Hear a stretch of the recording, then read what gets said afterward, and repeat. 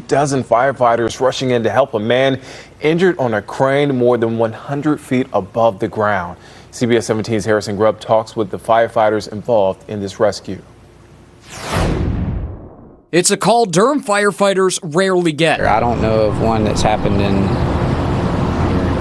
this city ever. Crews rushing to an under-construction building just after 9:30 Saturday morning after a worker was injured on a crane. Angle rescue at 701 Foster Street. The response happening within seconds. Members of Rescue 1 just so happened to be near the building when the injury happened. Right place, right time.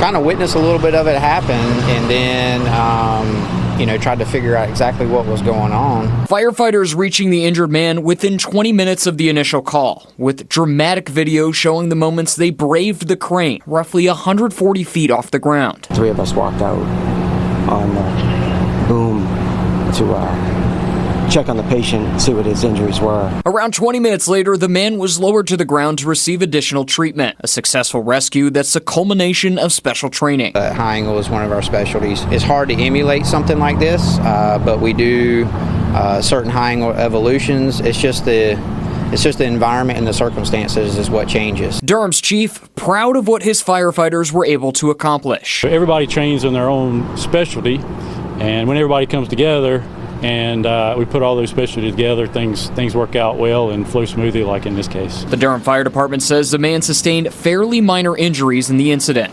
In Durham, Harrison Grubb, CBS 17 News.